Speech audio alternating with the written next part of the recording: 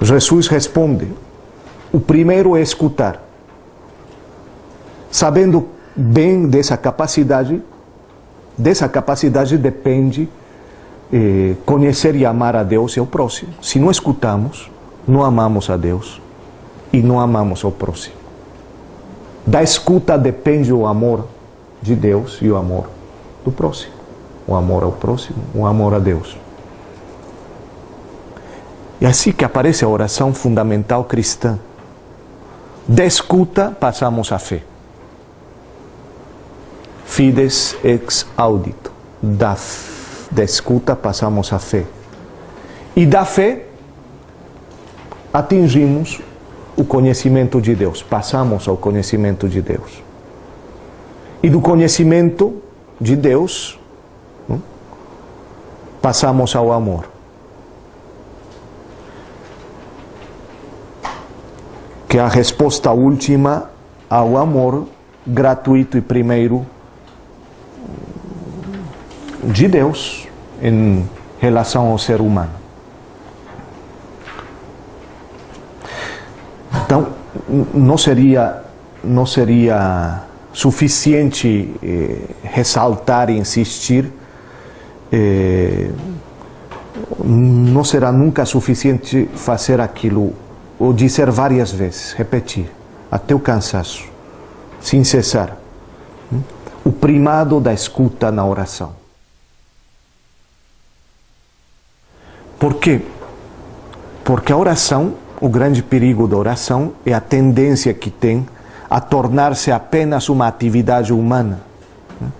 Apenas uma atividade humana. E essa oração que se torna apenas uma atividade humana está forçada a alimentar-se de atos e fórmulas. Uma oração que se carrega e carrega sobre si fórmulas, palavras. Então, orações que se carregam de palavras, de fórmulas. Por quê? Porque elas nos dão segurança. Porque temos alguma coisa para falar. Porque somos incapazes de guardar silêncio, muitas vezes. Então, precisamos de fórmulas.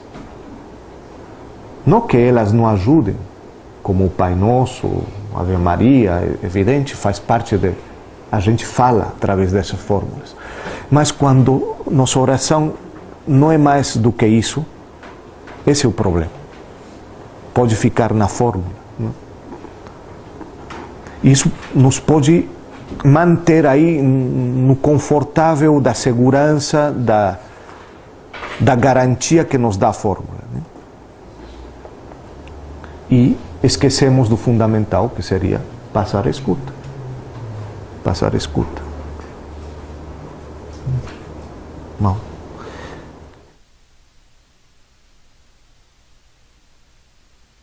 Quando a gente consegue escutar, então é possível, então somente é possível iniciar um diálogo. E então, somente então é possível entrar e compreender aquele mistério que acontece em Deus, esse mistério do diálogo entre o Pai, o Filho e o Espírito. Somente então a gente pode começar a sentir aquela comunhão de amor que reina entre Pai, Filho e Espírito Santo. Aquela escuta recíproca, porque é isso, né? O Pai, o Filho, o Espírito, onde tem como uma escuta recíproca entre eles. Essa é a figura da Trindade.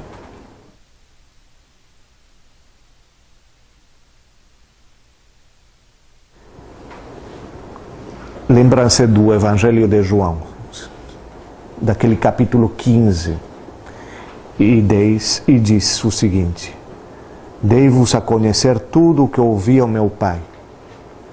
Quando ele vier, o Espírito da verdade, etc., etc., não falará por si próprio, mas os dará a conhecer quanto ele ouvir. Pai, te dou graças por me teres escutado.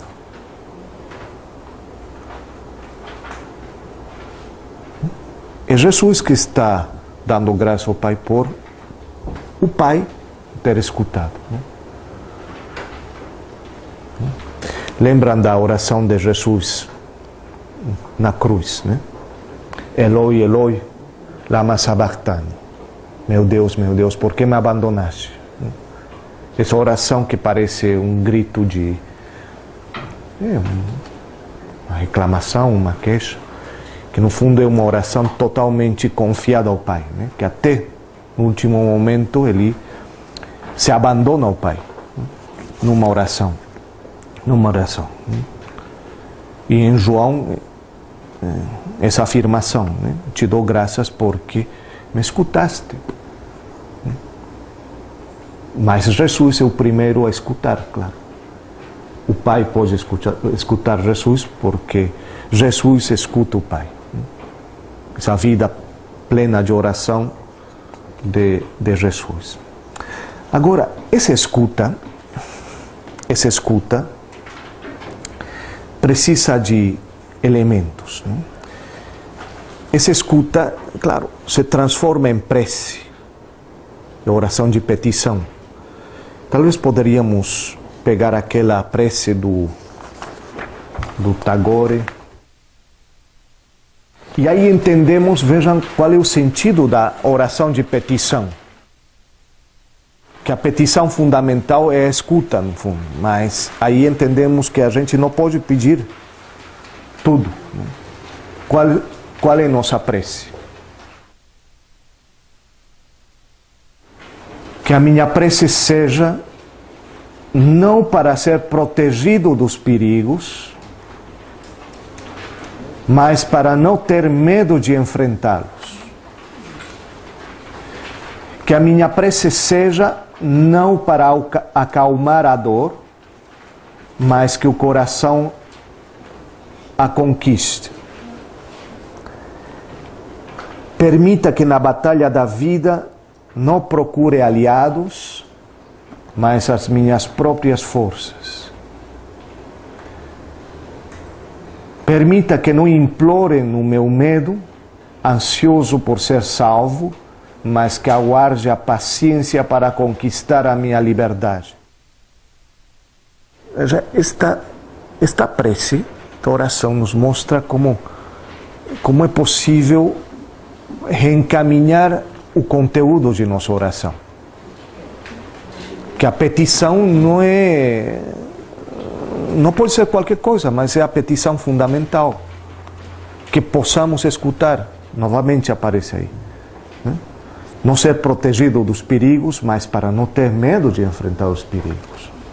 Isso muda a perspectiva totalmente. Muda a perspectiva da oração cristã. Né? Quando eu estou doente,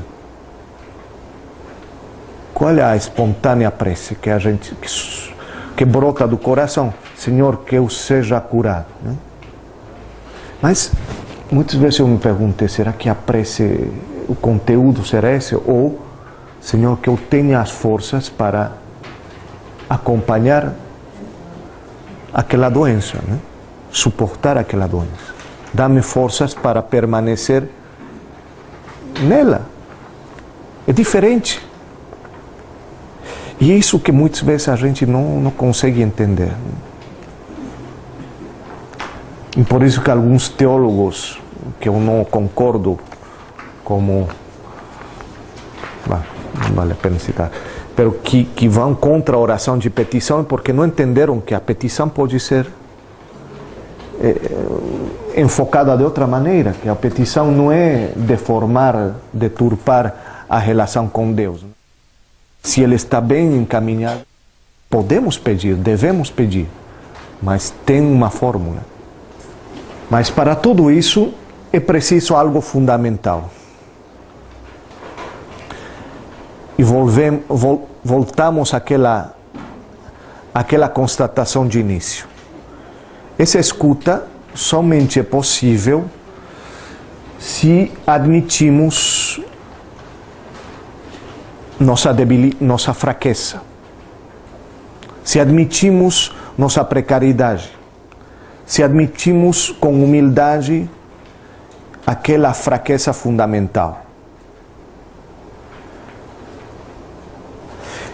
É como o convite a nos colocarmos no lugar do publicano. Lembram a diferença da oração do publicano e do fariseu?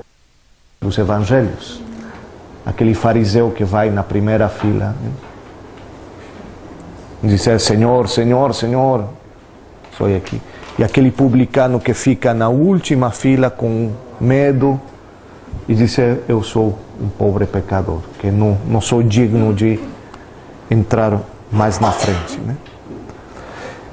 Então, a oração cristã se assemelha mais àquela oração do publicano da parábola do Evangelho, né?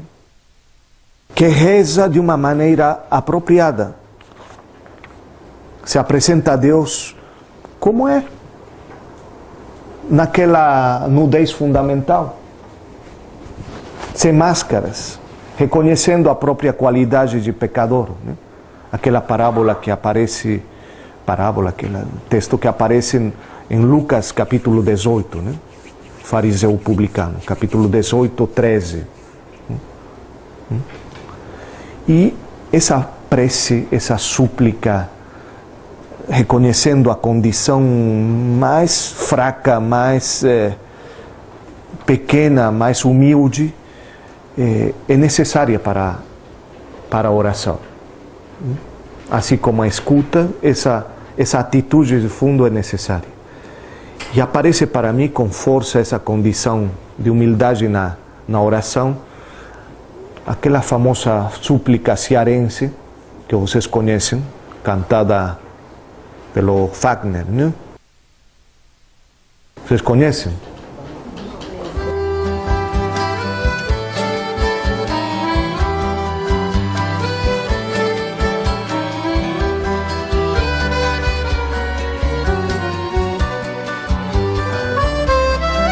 Ó Deus, o meu Ceará, que sempre queimou o meu Ceará, que sempre queimou o meu Ceará, que sempre queimou o meu Ceará.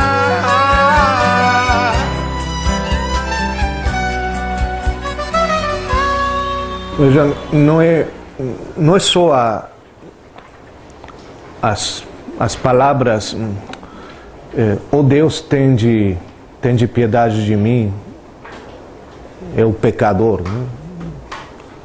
Não é só isso, né? Não as palavras daquele publicano que disse isso, tende piedade de mim, pecador. Não aquelas palavras, não apenas aquelas palavras são um modelo para nós. Não se trata tanto disso, mas sobretudo aquilo que está por trás é a atitude de humildade. É sobretudo essa disposição interior, né?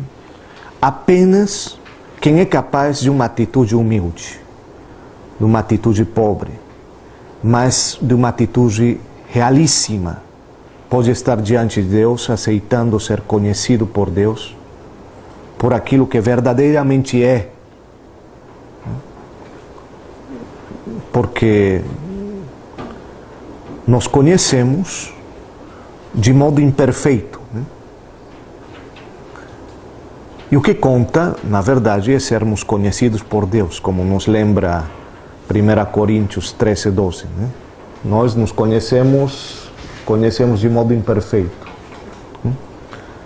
Até sermos conhecidos por Deus, né? É Deus que nos conhece, né? Ou Gálatas 4:9, que é o mesmo. Coríntios 13, 12 e Gálatas 4:9. Desse modo, quem adere à realidade, quem se aproxima da realidade, quem assume a realidade, é capaz também de confessar. Em que sentido? Não sabemos que coisa pedir para rezar, como deve ser esse pedido. Não conhecemos plenamente nossos gemidos. mas é o Espírito que intercede por nós, nos diz Romanos. Né? Não sabemos muito bem o que pedir, mas na verdade o importante é que o Espírito geme por nós. O Espírito intercede por nós. Romanos 8, 26. Trata-se, me parece, de suplicar, de pedir o Espírito Santo. Né? É outro conteúdo da oração. Suplicar, pedir o Espírito. Naquelas palavras que a gente pode soletrar, que a gente pode, com muito trabalho, balbuciar, né? Ou balbuciar. Aquelas palavras que a gente tem trabalho. Né? E essas palavras que podemos pronunciar com dificuldade, a gente invoca a vinda do Espírito, né, em nós. É isso. Que o Espírito venha. Né? Não estamos pedindo mais nada, mas que o Espírito possa vir. Estamos chamando, invocando. E aquela famosa oração, que é uma oração de petição, mas da vinda do Espírito, a epiclese da Eucaristia. Né? Estamos pedindo que o Espírito venha para poder transformar nossa vida. Né? Então, pedir o Espírito é a prece também, a oração básica, prioritária nessa oração. Porque nela, na petição, no pedido da vinda do Espírito, está como incluído tudo. Tudo aparece aí, como resumido. Né? E é Jesus que nos mostra que essa oração fundamental, de pedido da vinda do Espírito, sempre é escutada. É uma promessa do Senhor. Aquela prece, aquele pedido pelo Espírito, que o Espírito venha, é sempre escutada pelo Pai. Se vós, que sois maus, sabeis dar coisas boas aos vossos filhos, quanto mais o vosso Pai Celeste dará o Espírito Santo àqueles que o pedirem. Lucas 11, 13 e Mateus 7, 11.